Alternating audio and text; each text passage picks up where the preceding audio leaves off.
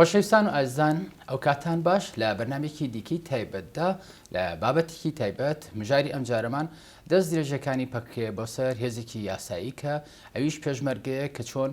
پەکەکە بۆتە بیان و یاخود بۆ پەکەکە بۆتە هۆکار کە ئەجەندای وڵاتانی دەرەکی جێبەجێ بکرێەوە پەکەکە بۆتە هۆکار کە پێشمەرگە شەهید دەبێ لە خاک و خۆ لە ئاکەنجی خۆیدا چۆن ئەم باسە بۆتە مژاری گەرمی باسوخواسێکی سیاسی لە هەرێمی کوردستان و لە کونسۆڵاتی دەرەوە کە چۆن ئەو دەستدرێژانە شەرمەزار کران لەگەڵ ئارتینی جەلالبەگ وەکو کادری پارتی دیموکراتی کوردستان ئەم قسە و باسە ئەو ڕوژێنن کاگەرتین بەخێراتی زۆر سپاس بۆ بەڕێستان ڕۆن و شەفاف من بپرسم لە کاگارتین پەکەکە بەواتای کەلیمە بەواتای وشە چۆن بۆتە هۆی ئەوەی کە ئەجەندای وڵاتانی دەرەکی لە هەرێمی کوردستان یعنی جێبەجێکە ئەمە چۆن ئەو وێنانە ببینەوە هیچ حەشاڵ ینی هیچ هەڵی بن. دووبار دەستان خۆش بێ بابەتێکی گرنگە پێویستە ڕوون بکرێتەوە ئەوەی کە پەکەکەی کات ئێمە قسە لەسەر نەتیجەکانیەکەینەوەی کە دیارە لێمانەوە پەکەکە لە کوردستان میوان نییە خاوەن ماڵ نییە پەکە هاتوۆتە کوردستان لە دیوە یاساییەکەوی ئەم سنووری دەوڵەتێکی تری پێشێل کردو هێزێکی چەکدارە هیچ مافێکیمانەوەی نیەمە خاڵی یەکەم و ئاخیر بوونی پەکەکە لێرەیە لە کوردستانە پێچەوانەی هەموو بنەما یاساییەکان بنەمای دراوسێتی پێشێل کردووە پەکەکە سەربەکوێ ئەمانە بێتەوە باسێکی تر خاڵی دووەم کە زۆر گرنگە پەکەکە لەگەڵ دەوڵەتێکی دراوسەی عێراق و کوردستانە دوژمنایەتێکی ڕاگەیاندووە شەڕێکی ڕاگەیاندووە ئەم شەڕە تەمەنی 36 بۆ 37 ساڵە پەکەکە کاتێک کە سنووری دەوڵەتی دراوسەی ئەو دەوڵەتی کە ئەم خەباتی لە دژڕاگەیاندووە پێشەی لەکات و مۆڵگەکانی خۆی بنکە و بارەگەکانی خۆی لەوێ جێگیرەکات بەپێی یاسای نێودەوڵەتی دوو بابەت دێنە پێشەوە ئەو دەوڵەتەی کە سەروەری پێشێل کراوە ڕێگە بە ئەمایەت یا ڕێگەی پێنایەت و دەوڵەتی دووەم کە چۆن بەرگری لە خۆی بکات لێرەیە پاکەکە توانیوێتی هەموو ئەو بیانوێ یاساییانە بۆ تورکیا بڕەخسێنێت کە بتوانێت سنووری عێراق سنووری هەرێمی کوردستان پێشێل بکات و بێتە ناوە ئەمە ئەو خاڵەیە کە لە دەرەوەی عاتیفەیە لە دەرەوەی بەرژەوەندیەکانە لە دەرەوەی هەر پرسێکە غەیری پرسی یاسا و یاسانە دەوڵەتیەکان ئەمە کە زۆر گرنگە کە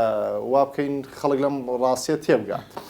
ئەوەی کە بەنسبەت پەکەکەوە تا ئێستا چاوپۆشی کراوە سەرفی نەزەر کراوە مرونەتێکیان بەرامبەر نوێنراوە کە ئێمە لە ساڵانی نەوەتەکانە باش بیرمانە کە شەڕی خوێناوی بۆی پەکەکەەوە دروست بۆ پاکە خۆی شەڕی گەورەی هەڵگیرساندووە دژ بە هێزە کوردستانیەکان پەکەکە ئەمانی جیا لە بیر و بۆچوونی خۆی باگراوندیان چۆنە هەرچێکی تر هەیە لەم خاڵەیە پەکەکە پێویستەوە دەربنرێت لە ڕووی یاساوی یاسای نێودەوڵەتی فەرزیەکە لەسەر عێراق و هەرێمی کوردستان کە بنەمای دراوسێتی باش لەگەڵ تورکیا بپارێزێ بەوەی کە ئەم هێزە چەکدارەی دژی دەوڵەتێک کە سیادەی هەیە و سیادەی توی پێشێل کردووە تۆڕەکاری گرنگی ڕێکاری پێویستی بەرامبەر بگریتەوە لە دەستپێکاکە گارتینیانی ئەوەم وروژان ئەویش ئەوەیە کە چۆن هێزێکی وەکو پەکەکە بۆتە بیان و بۆیی کە تورکیا گوند و هەرێمی ئەمە داگیر کات بەمەرجێ ئێمە کە ینی دەیبینینەوە ڕێکەوتنی نێوان عێراق تورکیا هەیە کە بۆ هەر هێزێک ببێتە ئایرەشە بۆ هەر وڵاتێک ئەوی هێزە مافیەوەیە بڕاتە ینی سنووری وڵاتێکی ئەو وڵاتی دراوسەیەوە لە ڕۆی یاساییەکەەوە هەڵکەوتەی سیاسی هەر دەوڵەتێک ناچاریەکە بە کۆمەڵی اتفاق لەگەڵ دراوسەکانیە ئەتر ئیتفاقەکان بازرگانی بنیا ئیتفاقی تر مەسەلەوەی کە لەگەڵ تورکیا دەوڵەتی عێراق ئیتفاقێکی هەیە بۆ پاراستنی سنوورەکانی یەکتر تورکیا سنوورەکانی عێراق بپارێزێ بۆی کە هەر هێزێک دژی سەروەری عێراق بێت و لە تورکیاوە داخل بێت و بێ لە تورکیاوە هێرشکاتە سەر عێراق تورکیا ناچارە کەڕێ لەمە بگرێ بە پێچەوانە عێراقیش لەژێر هەمان پرۆتۆکۆڵایە ئەوەی کە ئێستا هەیە ڕاستە مێژوویەکی هەیە مێژوویەکی دوورودێژی بەڵام ئێستا ئەوەی کە خوێندەوە استراتیژی تورکیاش گۆڕاوە استراتیژی تورکیا گۆڕاوە تورکیا لە ڕێ ئەمە اتفاقەوە توانیوێتی کۆمەڵ هەدەفی خۆی پێکێت ئێمە بۆی کە لە هاوکێشەکە لە ناو عراق و کوردستانە تێبگەینە بێ هاوکێشە هەمان هاوکێشە لە سووریا ببینین ئەوەی کە بەرامبەر کانتۆنەکانی ڕۆژهەڵاتی کوردستان کرا پاکەکە وەکو مۆگناتیزێک هێزەکانی تورکیا ڕاکێشێت و بیانووی دەولیان بۆ ڕەخسێنە بیانووی یاسایی دەولیان بۆ ڕەخسێنێک کە ئەم هێزانە بە هەر شوێنەکانەوە بیگرن مەسەڵەن ئەفرینمان بینی ئەوەی کە لە کۆبانەی ڕوویا وجودی داش تا ڕادێک دەتوانین بڵین وای کرد کە تورکیا بیر لەوە بکاتەوە چۆن پەلکێشێتە ناو ڕۆژاوای کوردستان و سووریا کە خەونی لە مێژینەی بووە ینی ئەمە بۆ من نوێ بوو کاکارتین لەوەی کە ینی بەم ئەگەرە بە من نایزانم ڕێککەوتن هەیە لە نێوان سووریا و تورکیا بۆی کە هەر کاتێک مترسی نزیک بوویەوە لە تورکیا بتوانێت بڕاتە سنوورەکانی کوردستانی ڕۆژاوە ئەوەی من ئاگدارم دەوڵەتی سووریا ئەنی پێش 2011 هیچ ڕێککەوتنێکی لەو جۆری لەگەڵ تورکیا نەبووە ئەگەر ڕێککەوتنی ژێر بە ژێری شەبێ ئەویان ئەمە بابەتەکەمان هەرمی کوردستانە بەڵام لە دوای 2011ەوە کە بە هۆکاری بەهاری عەرەبی و ئەوەی کە دەوڵەتی سووریا تا ڕادێگەتوانین بڵین لە ڕووی هێزەوە دابەش بووە ئەمە ڕاستە خۆ ئەومان بینیوە کە تورکیا چۆن لە ڕێی پاکەکەەوە توانیوێتی بچێتە ناو سنووری دەوڵەتی سووریاوە من ئاماژە بە خاڵێک گەیم کە زۆر گرنگە قسەی لەسەر بکرێت ئەو هێزانی کە لە کوردستانی ڕۆژئاوا نوێنەرایەتی شۆڕشیان دژ بە سووریا کرد ئیتفاقیان لەگەڵ ڕژێمی سووریا کرد و دوژنایەتیان بەرامبەر تورکیا ڕاگەیان کە هیچ پێویست ناکات شەڕی کورد لە سووریا دژ بە دەوڵەتی سووریا و دەوڵەتی سووریا کوردستانی ڕۆژاوای داگیر کرد و تورکیا نییە خێرە ئەو با بڵین یەپەگا شەڕی دژ بە تورکیا ڕاگەیان دوژنایەتی تورکیای کردە دروشم بێگومان ئەمە ئەوە ئاشکرا کە یەپەگا لە ژێر سەیتەڕەی پەکەکە دروست بووە و ئەمە کرایە بیانوویە کە ئەو سینناریوانەی ڕابردوو ڕووبەن و تورکیا داغڵی ناو سووریا و کوردستانی ڕۆژاوا بێت و کوێی بێت داگیری کات و لە هەمووی گرنگتر پەکەکە و یەپەگەش جگە لە دروشمبازی و شەڕێکی میدیایی شەڕی مەیدانیان دژ بە تورکیا نەکردووە و لە هیچ شوێنێکی سووریایە پاکەکە دژ بە تورکیا نە کوژراوێکی وایان هەبووە جگە لە سیڤیلیان کردو دەقەڵقان بەڵام لە شەڕەکان ئەمە شەڕێکی حەقیمان نەبینیوە کاگارتین بەم واتای ئەمە تێگەین لە ئەنجامە تورکیا سوودمەند بۆ لە ڕێکەوتنی خۆی و ینی لە ڕێکەوتن لەگەڵ خۆی لەگەڵ عراقەکە و ڕێکەوتنی کردووە و دوجار پەکەکەی کردووەتە بیانویە کە داگیرکاری پاوانکاریەکانی زیاتر ینی باڵ بکێشێ ئەگەر نا ینی بەم شیمانەیە من تۆ گفتوگۆ لەسەرەوە بکەین گەرنا ئەمە UN ئاگادارەکەینەوە ئەوروپا ئاگادارەکەین و ئەمریکا ئاگادارەکەینەوە کە ئێمە هەرێمێکی سربەخۆمانەیە قوارێکی سربەخۆمانەیە تورکیا داگیرکاریەکات کاگ چۆمانێمە ئەوەی کە زۆر گرنگە هیچێکی لەو دەوڵەتانەی کە لە ناو پرۆتۆکۆڵی یاسایی دەولیان ناتوانێت مافی ئەویان داگیرکاری بکەن ناتوانن هێزەکانیان بخەنە ناو سنووری دەوڵەتێکی ترەوە کە سەروەری هەیە مەگەرەوەی کە بیانوویەکی شەرعی هەبێ و بتوانن لە بۆ ڕای گشتی نێودەوڵەتی بسەلمێنەکە مافی خۆیەتی ئەمە بکە تورکیا لە ڕێی پەکەوە ئەو بیانوانەی بۆ ڕەخساوە ئەو پەکەکە خاوەنی سیاسەتە خەڵکی سیاسیتە خەڵکی شارەزای یاساییتە ئەزانێک ئەوەیکەیکە لە بەرژەوەندی تورکیا ئەمە شەڕ نییە ئەمە دژوەستان نییە بەرامبەر بە تورکیا پاکەکەوا تێمە لێرەیە توانین بە نەتیجە لەوە تێبگەین کە پەکەکە خۆی لە ناو استراتیژی تورکیایە پاکە لە دەروی استراتیژی تورکیا نییە پەکەکە بەشێکە لەو کەرەستانەی کە استراتیژە گەورەکەی چۆن ئەمە نەبێتە بوختانێک بۆ پەکەکە کە ئێمە دەیبینینەوە بە هۆکاری میدیا بێ بە هۆکاری نوعی جل و بەرگ بێ یعنی بەم شێوەیە کە هێزێکی کوردی لە شاخە بەرگری لە کوردەکە ئەمە چۆن بە واتە وێنەکان پێشاوخێن کە پەکەکە بە واتای وشە ینی ئەجەندای تورکیا جێبەجێەکە پێچوانەکەشی دروست یا چی کردووە کە ئەجەندای کورد لەو شاخانە جێبەجێ کات ئەمە ناچینە داغڵامی بۆی کە ئەکرێت لە پشتی هەر هەنگاوێکەوە موامەرەیەەکە بێت و خۆمان پێوەز ناکەین بە نەزەری موامەرەوە ئەمە قسە لەسەر ئەو نەتیجەیەکن کە بینی ئەو هەڵبەت کۆمەڵەشیش لە پشتەوە ئازانی مەشروعی لەبار مەشروعی ئەوەی کە چۆن کێشەی کورد لە تورکیا بەویستی تورک چارەسەر بێت نەک بۆی کە ماف بە کورد بدرێ ئەم مەشروعی تورک و دۆزال بوو ئەم مەشروع پێی وابوو ئەبێ هێزێکی کوردی وا بکە شۆڕشی کوردی و مافی کوردی و هەموو ئەوەی کە پەیوەستە بە ئەو خواستەوە کە کورد لە ناو تورکیا لە دەرەوەی تورکیا هەیەی چۆن چارەسەریکەن ئەو پێی وابووە بێ هێزێکی کوردی دروستکری ئەم هێزە بە جۆرە مامەڵە بکات کە یەک ڕێگر بێت لە دروستبوونی هەر حرەکەیەکی کوردی لە تورکایە لە حرەکان نەتەوەیی بنیا ئایدۆلۆژی و دوو ئەم هێزەوە بکە کورد لە تورکایە بێئەمەل بێ لەوەی کە شۆڕش بکە و لە ناو تورکایە تەنیا مافی هاوڵاتی بوونی پێ بدرێ وەکو تورک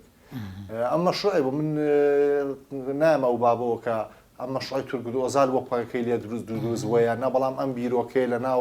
مرکزی قەراری تورکیا چۆن ئەم تەفرەدانە ڕوونکەینەوە یعنی ئەم گرێ بکرێتەوە ڕەنگە ئەمە بە تەواتی ڕوون نەکرێتەوە ئەگەر بتێ ئەو بە تاواتی ڕوونکەیتەوە ئەم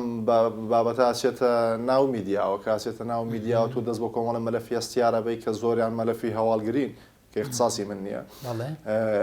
ئەم مەلەفە هەواڵگریانە کە بۆ شێ بخرێتە بەردەست تۆ دوژمناتی زۆر گەورە لەگەڵ دەوڵەتانی دراوسیا دروست کردووە لەبەرەوە مەلەفانم پێم وانە لەم تەوقیتە یا تا چەند ساڵێکی تریش بەو شێوەی کە پێویستە بخرێنە بەرچاو بەڵام نەتیجەکان شمان زۆر پێڵە نەتیجەکان هاوکێشەکەمان بۆ ڕوونەکەنەوە ئەو چیانەی کە لە کوردستانی باکوورە هەنێمە لە باشوور نیمانە ئەو پانتایە فراوانەی کە بۆ شۆڕش گونجاوە لە باکووری کوردستان لە باشوور بەردەست نییە پاکەکە ئەزمموی شۆڕشی باشووری کوردستانی لەبەر دەستە ئەزمونێکی سەرکەوتوو بە چەند قۆناغ کە دژایەتی زۆر گەورە کراوە تەنانەت ئەوانەی کە دەستی هاوکە و دەوڵەتانەی دراوسێک کە دەستی هاوکاریان بۆ شۆڕشی کورد لە باشوور دێش کردووە مەرحەلەیەکی کاتی بووە ویستویانە بۆ خۆیانی بەکاربێن و سەرکردایەتی سیاسی و سەرکردای سیاسی کورد لە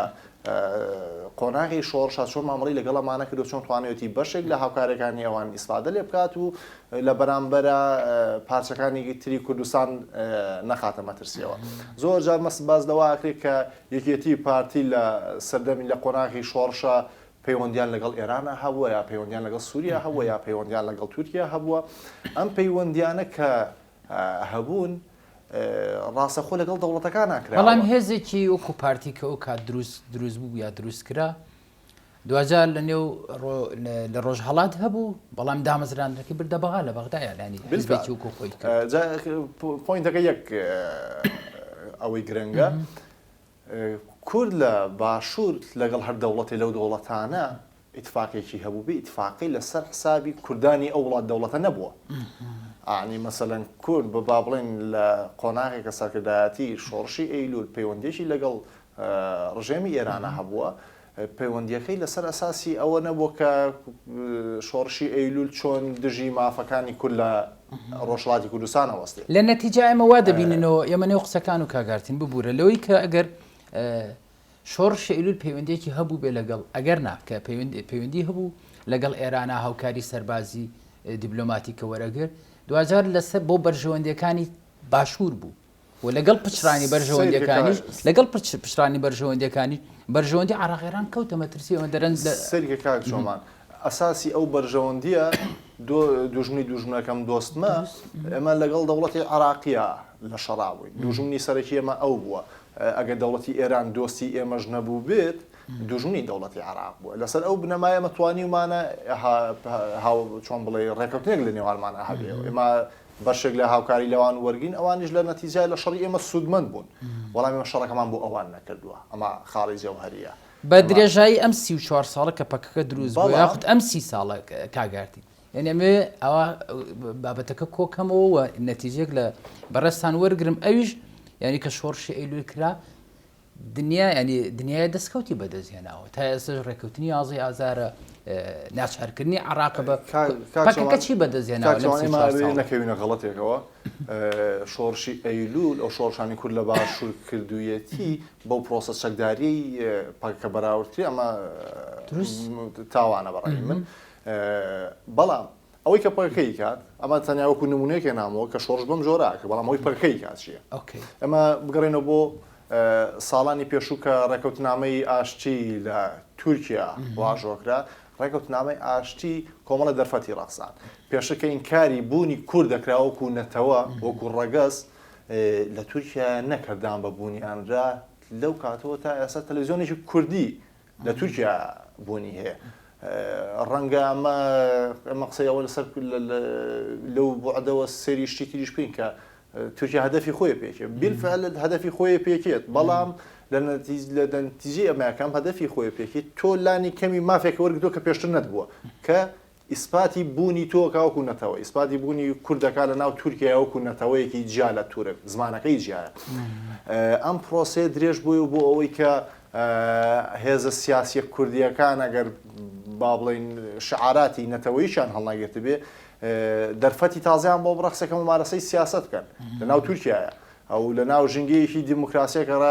ئاشکرا دیموکراسەتی تورکیا چۆنە و دیموکراسەتێکی تەندروست نییە بەڵام دەرفەتیان بۆ ڕەخسان ممارەسەی سیاست بکەن بەوەی کە هەر لەو پرۆسەیە توانیان بەربەسی سایادە تێپەڕێن و بچنە حکوومەتەوە بەڵام دوای ئەمە پەکەکە بە کوشتنی دوو پۆلیس لە ناو تورکیا پرۆسەی ئاشتی تێگە بوو ئەماکە ئایا تورکیا دڵی بە پرۆسەی ئاشتیەوە بووە یان تورکیا لەژێر سەفەقەیەکی دەولیان ناچار بووە بڕێک لە ماف بۆ کورد بژێڕێتەوە تورکیا ئەندامی ناتوانێت تورکیا چەندین ساڵە تا ئەم ساتە وەختەی کە قسەی تیاکەین ئێوە بچێتە ناو یەکێتی ئەوروپاوە هەموومانە بەیەکەوە کۆمەڵە تەکلیفی لەسەر تورکیا دروست کردووە کە بە نیسبەت قەزیەی کوردەوە هەنگاو بنێت تورکیا ئەم هەنگاوانێت ئەبێ خۆشی تێکی بە بەڵام ئایا خۆی ڕاستەخۆ توانیوێتی تێکی باگە خۆی ڕاستەخۆ تێکی بە ئەو هەدەفانەی کە پێشتر ویستوێتی بۆ چووناوێکێتی ئەوروپایان ڕازیکردنی ڕای نێودەوڵەتی ئەتوانە خۆی ڕاستە خۆتێکی بە نەخێر ئەبێ بە دەستێک بە ناوی تیرۆر بە دەستێک لە دەرەوەی ئیرادەی خۆی ئەم پرۆسێتێک بە لەمەیە تورکیا قازانجی کرد کورد قازانجی نەکرد پەکەکە لێرە ئەمەکەوینە بەردەمی دوو پرسیار یا ئەوەیە پەکەکە بەزدین لە مەفهومی شۆڕش و سیاست تێنەگەیشتون یان ئەمانە کار لە بەرژەوەندی تورکیاگەن هەر کامێکیان بن ئەمانە مای خێرنین بۆ کوردستان لەمەیانە بەکرێ ژیراون لەمەیانە بوونەتە مای شەڕێکی گەورە و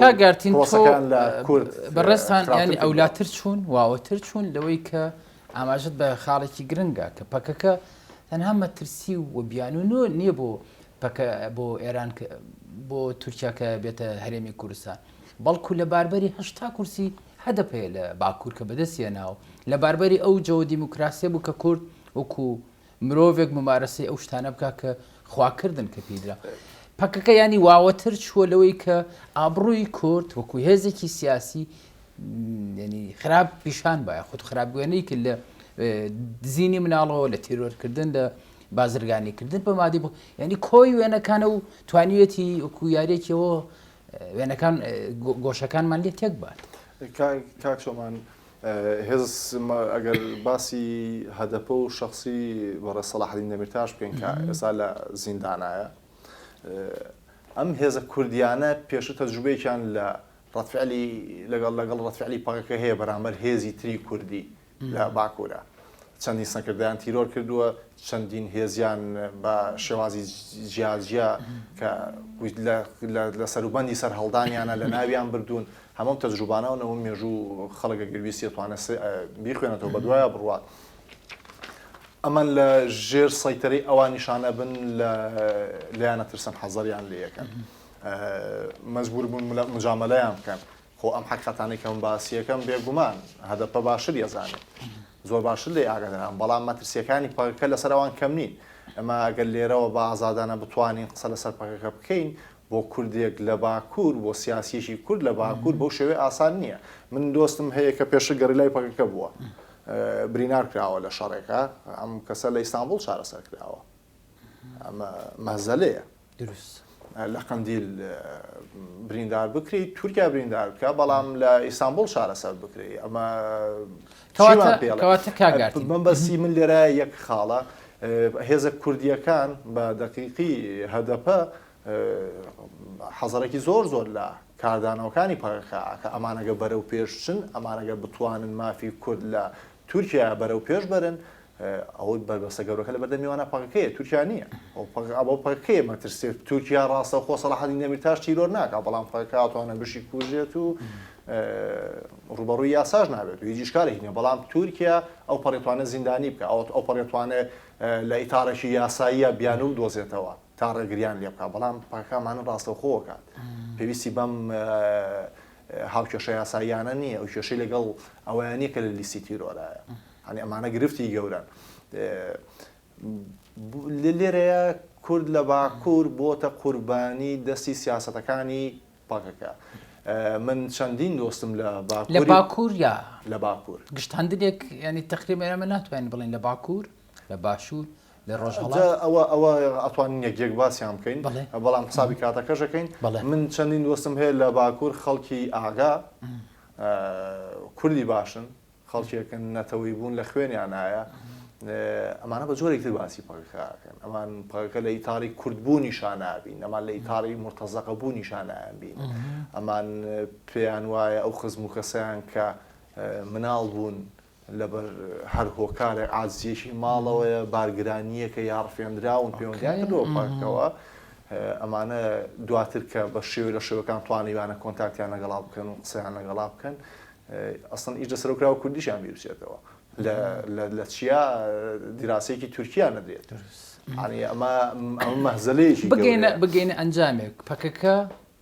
چی لە کوردەکە یاخود چی ئەیبەسێتەوە بە کورد هێزێکی وەکو پەکەکە یعنی چی چواتەیە یا بە کوردبوونی خۆی پەکەکە خۆیان ئەمەیان پرسیار وەڵامیان پرسیاریان بۆ ئێمە ئاسان کردووە پاکەکە هیچ قەزیەکی نەتەوەیی نییە بە دروشمیش ئەویان تا ڕادەیە توانین بڵین ئازادی بۆ گەلانەڵێنا ئازادی بۆ گەلان خۆیان هیچ قەزیەیەکی نەتەوەیان نییە ئازادی بۆ گەلان کەەوە هەم باسیەکەن لە ژێر ئایدۆلۆژیای چەپی ڕادیکاڵە نەک چەپی سۆشەل دموکرات لە ژێر ئایدۆلۆژیای چەپی ڕادیکاڵە چەپی ڕادیکاڵ ڕۆی بە هیچی لە شانێ ئازادی گەلانی چی و مەشروعی فکری هەیە و مەشروع فکری ئەتوانین بیخوێنین ئەگەر ئازادی بۆ گەلانە چۆن لە هەرێمێکا هیچ پرۆژێکی وایە نییە هیچ پرۆژێکی وایە نیە پەکەکەوەی کە لە 36 بۆ 37 ساڵە پیشانی ئێمەیان ناوە هەرچەند ئەمە بە دوو قۆناغ بکەینەوە قۆناغی ئۆجەلان قۆناغی دوای ئۆجەلان کە ئۆجەلانیش نییە ئۆژەڵانە کورد زۆر بەغەڵەت بەکارێنێت وەڵحاڵ ئەم دوو قۆناغە بەس بێکیان بەستینەوە پاکەکە هیچ مەشروعێکی بۆ کورد هیچ مەشروعێکی بۆ گەلانیش پێ نییە و پاکەکە ئیش لەسەرەوە ناکە کە بێتە خاوەنی کیانێک لە هیچ شوێنێکی دنیا پاکەکە وای پیشان ناوین کە هێزێکە ئەم هێزە بڕوای بە بازرگانیکردن هەیە بازرگانیکردن بە قەزیەیەکەوە قەزیەکە پێوتێ قەزیەی کورد لە هەموو دنیا و لە دەرەوەی ئەم بازرگانیکردنە بە قەزیەی کوردەوە کەرەستەکانی چین کەرەستەکانی قەزیەی کووردە و ئینسانی کورد بیکا بە گەڕیلا و واجهەیەکی عاتفی پیشانی خەڵکی هەموو کوردستان بە تاوان من بۆ خۆم کە بڕوام بە مەشروعی پاکەکەنی و مەترسیە زانم دڵم بۆ گەڕیلایەکە سوتێکە بە چیاوە ئەبێتە قوربانی ئەمە دوو بابەتی جیایە ئەمە هەومان هاوسۆزینەوەی ئینسانی کووردە لە ئاخر نقطەی خراپە ئەم ئینسانە هەڵخەڵەتێنراوە ڕەنگە هەڵیژ نە خەڵەتێنرا بێ کە زۆریان هەر ڕفێنراون مناڵ بوون 13-14 ساڵ لەو تەمەنایە بردراون مە کەس نابینین لە ناو ڕیزەکانی پاکەکە بکشێتەوە و بگەڕێتەوە مەگەر توانی بێتی ڕابکات من زۆرشمان پێڵێت بە کوردی پاکەکە خەونی گەورەی کوردی لە ڕۆژاوە لەبار برد پاکەکە مەشروعی کوردی لە ئێرانە خەساندووە ئەمە خەتەرێکی زۆر گەورەیە هێزە کوردیەکانی ڕۆژهەڵاتی کوردستان هێزی بەهێز بوون لە مەراحلی جیاواز ئەم هێزانەی تەواو بەستوتەوە ناتوانن سەر دەبێن توانین بڵێن ڕۆڵی پازداران نەبێنن بۆ سنوور و بۆ حدودان خراپتر ناتوان بڵێم حکومی نایڵێ هێزە کوردیەکانی ڕۆژهەڵات و مارەسی کاری سیاسی خۆیان چالاکی گەورەکەیان کەوتوتە باشوورەوە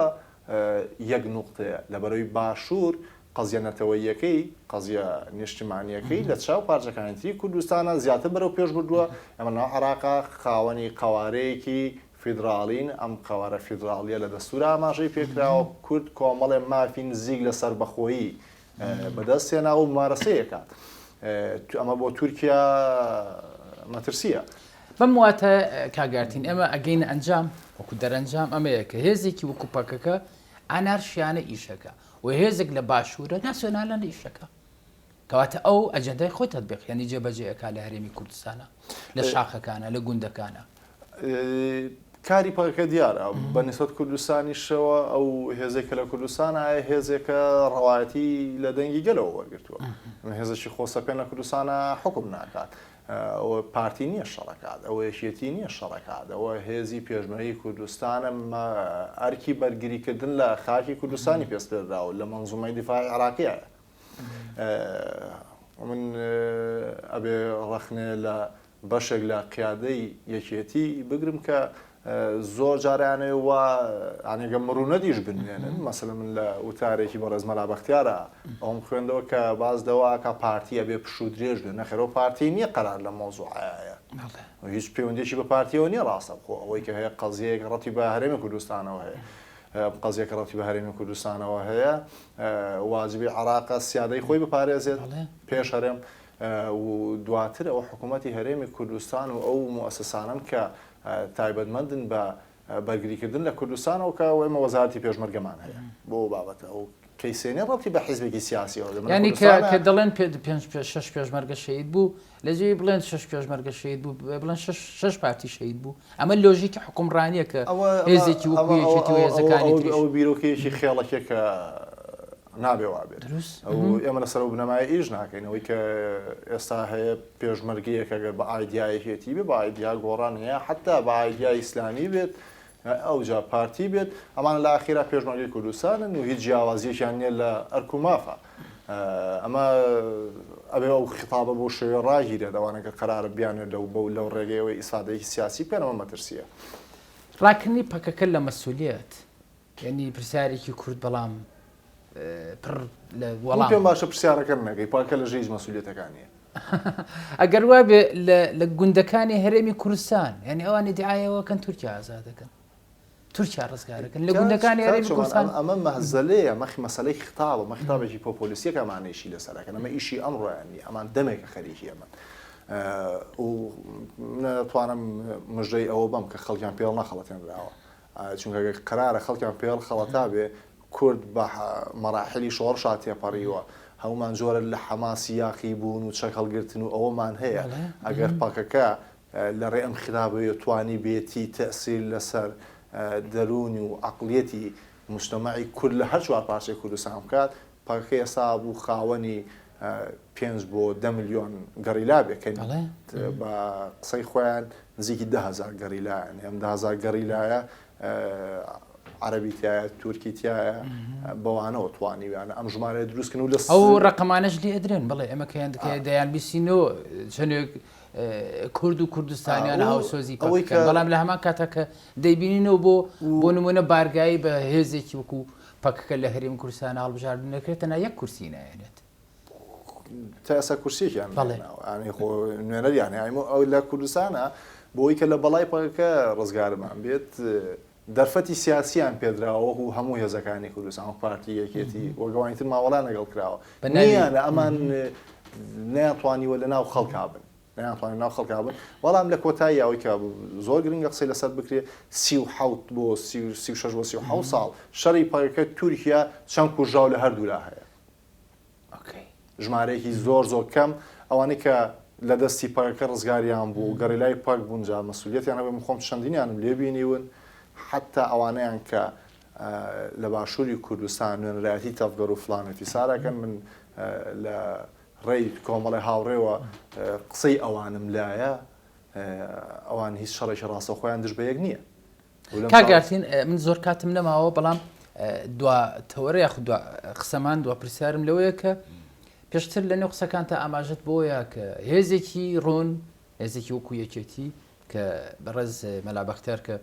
دوێنێ شتێکی وای کە بەڕێستان ئاماژەتان پێە گرفتەکەی ئێمە لە هەرێمی کوردستانە لەمەیە کە پەکەکە لە گردن و لە قاشوی هەرێمی کوردستان ئاڵاوە و بیان و ئاەتە تورکیا کە گوندەکانی ئەمە داگیر کات و خاپۆری کە بەڵام لامان کاتە هێزێکی ئیسلامی ئێمە دەبینینەوە بە فلانە هێزی تیرۆریستی لە فلانە شوێنەڵە شەید بە پێشمەرگاڵە کوژراوە چه هێزێکە هێزێکی ڕادیکاڵی وەکو پەکەکە و هێزێکی وەکو تقریبان هاوسۆز بە داعش بە پێشمەرگەڵێ کوژراوە بە داعشێگەڵێ شەید لە نێو میدیاکانەوە زۆر پێشتر ئەمە باسمان لەم بابەتانە کردووە مەترسیشی گەورەیە مەترسی ئەوانە لە کوردستانە کە ئاشکرایە کار بۆ چ حیزبێکەکەن کار بۆ چ دەوڵەتەیەکەن کار بۆ چ فکرەیەکەکەن ئەو دەرفەتە سیاسی کە لە کوردستانە پێیان دراوە ئەمە فیشەکێکە دراوەتە دەستیان بۆ لەباربردننی هەموو ئەزمموی کورد نەکار ئەزمموی هەرێنەوە چوان بڕان بە هیچ مەشروعێکی کورد نییە وەگەر بە شعاریش لە مەراحلات وەکو چۆن ئەوەی لە بانگەشەی هەڵژاردنە ئەمیرەکەیان لە سەر تەلەڤیزیۆن کە بەرنامەی ڕاستەوە خۆی بە ئافرەتە گەڵێت کامە پێچوانی مەشروعی ئەوانە پێچوانی باوەڕی ئەوانە بەڵێ بێلە چیژە چیتە بەهەشت کە ئیمانی بە مەسەی خۆی نییە من قسە مەسەرەوە نیە چیان ناسێ بەڵام مەزانەوە کە ئیمانی پێی وەکو مەشروعەکەیان بە هەمان شێوەکرێت لە مەراحیلا بۆ هەنێ دەستکەوتنی هەنێ بەرژەوەندی هاوسۆزیشیان لەگەڵ کورد بوو نادەر بڕی بێ بەڵام مەشروعی ئەوان مەشروعەکە لە دەرەوەی کورد ئەوە ئەمانە بۆیان بڕەخسایە بە دڵنیایم پێ دەڵێم هەموو بیرۆکەی ئیسلامی سیاسی لە کوردستان هەمان بیرۆکەیە کە داعشەیەتی ئەوان زۆریان پێ باش بوو ئەگەر حکمی داعش بگاتە کوردستان ئەوان پێیان وایە کە یان توانین لەوەیە زیاتر گەشە بکەن خۆشیانمەڵا زیابوو بۆ بابەتە باکیدی کاک ئارتین ینی بەم شێ ئەم قسە و باس لەبەرەوە من هیچ ڕەخنەیەکم لەو هەڵوێستیان نییە کە پێشمەرگە بە شەید نەزانن و لە بەرامبەر مناڵێکی عارەبی فەڵەستینی بە شەید بزانن و هیچ ئیشکالێکم لەگەڵ ئەویان نییە ئەساسەن بیرۆکەیانەوەی فکرەکەیانەوەی و بۆ ئەوەش دێرن بینامانە چێ بوون چێ دروستی کردن چۆن دروست بوون هێزەکەیان ڕابردوویان مێژوویان ئەوانە کوڕی مەرحەلەیەکی ترە لەو پەڕی چەپەوە بۆ ئەم پەڕی ئیسلامێکی فەندەمیتاڵ یان یەکتر ئەگرن لامان کە تا خۆیان دژی پرەنسیپی ئیسلام ئەوەستنەوە کە لەسەر خاکی خۆی هەر لە بەرگریە لاخرامە ئیسپاتی نفاقی سیاسیە و لەو بینەیە دەوڵەتێکی نێوەنگیریەکە ئەماناکا بە هەر ڕاستەوخواڵم بەرەی مقاومەی ئێران یەکێ لە شانازیەکانی ئێرانەوەیە کە لەو پەڕیشی ئەو بۆ ئەو پەڕی سونە لەو پەڕی ڕاستەوە بۆ ئەو پەڕی چەپ لە بەرەی مقاومەیە جێیشی هەیە بەڵێ ئەمانش لە زمری هەمان یاریان ئارتینی جەلالبەک وەکو کادری پارتی دیموکراتی کوردستان زۆر سواز لەگەڵمانە بوویت سواز بۆ سواز بۆ بەڕێستان خۆشەویستان و ئەزان ئێوەش هەمیشە تەندروست باش بن.